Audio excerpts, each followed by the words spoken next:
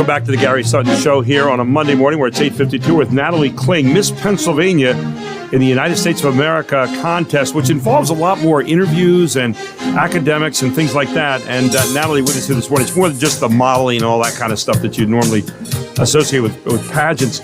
So Natalie, one of the things that you did here, obviously you went from not seeking therapy for bipolar, not using medicines, to apparently doing that. What did you do that changed your life, going from that one pole to another pole? Excuse me, poor choice of words on my part, but going from one end to the other end and trying to get yourself, back where you felt good about yourself. Yeah, definitely. I was a cheerleader for close to 15 years. It's always been a part of my life, and I love to express myself through it. So when I lost that, I lost a part of myself, and choosing to try something new with pageants and express myself in a different way was definitely the best decision I could have ever possibly made for myself. What did you find out about yourself? I found out that there's a million different versions of Natalie Kling because when I'm backstage with the girls, I need to be as just supportive as possible. When I'm in front of the judges, I need to be as hard-headed as possible. When I'm on stage, I have to be bubbly. There's just so much that I have to. Wow. I found out more about myself, that's for sure. Which obviously means you have to be in a pretty good place mentally and spiritually a little bit in order to do that, right? Yes, definitely. Now, one of the things that I was reading about, you said that you've had the ability to talk with others with the same disorder, and you said you would have learned this a lot sooner, but one of the things you learned is that labels can't define me, and you're actually, you started the Labels Can't Define Me group chat. Tell me a little bit about that. Yeah, so I definitely, my biggest insecurity when I got my diagnosis was having that name, because that name follows me for the rest of my life. Every job interview I have, it's on there, and people are going to stick their nose up to it. Anytime I meet somebody, I'm told I have to preface to them that I have this disorder, which I think is ridiculous, but it's what we have to do. Right. And people who did not get the help that I got are actually reaching out to me now because I started a podcast called Not Your Miscongeniality. And I basically just talk on there about my experience and how things have gone and showing people it's okay not to be okay sometimes. And even influencers and famous people, and then even beauty queens, have these disorders. It's not, because it's not talked about enough. So I've had people reaching out to me, and they're like, hey, I have this disorder, and I've never heard it talked about like this before.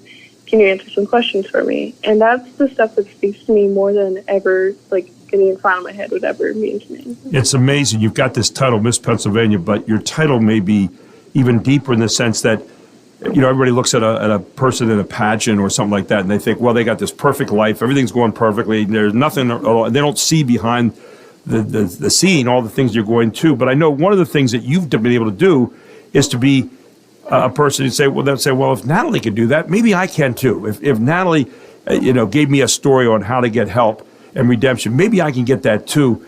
And I know you want to create a safe space for a lot of other people who are feeling the same way you did.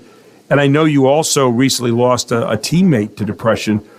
She decided to take her own life. Tell us about that.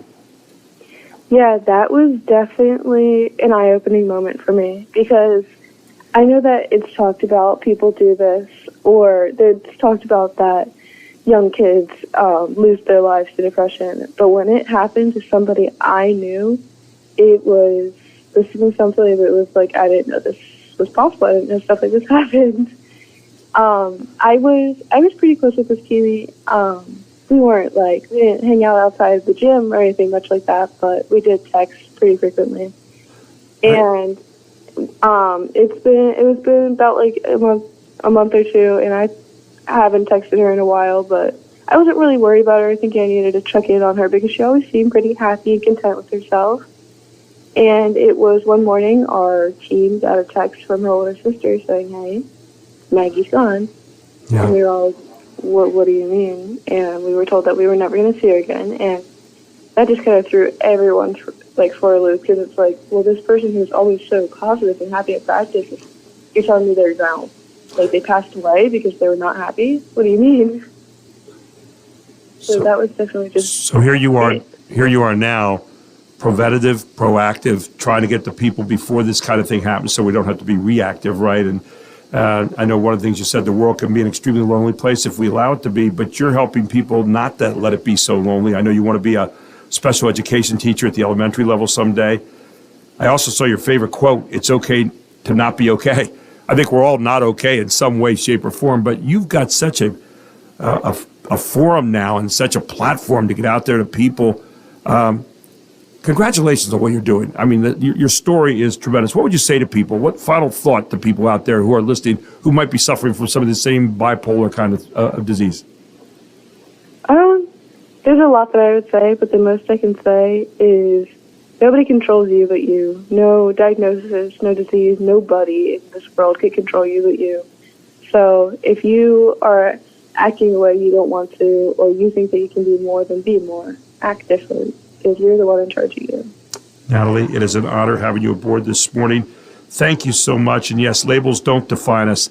But in your case, the label Miss Pennsylvania is helping you to get a form out there to people that need help. And I so appreciate what you're doing.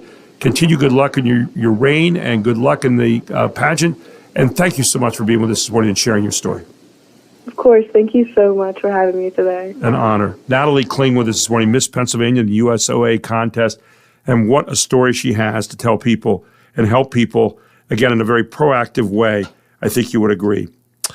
Well, coming up tomorrow here on WOYK's Gary Sutton Show, Jamie Norpel joins us from Logos Partners and York Safety Collaborative. More about that. We started off last week giving you a quick rundown of what York Safety Collaborative does. We're going to get into some specifics tomorrow in the way Jamie is helping the community and the people she's working with are helping the community. Then James Sanders, our blogger, gets in to tell us a little bit of something about business. Ryan Fox will take a look at the markets with us tomorrow at 8:05, and we'll take your calls tomorrow, and we'll also take your texts at 833-478-4729.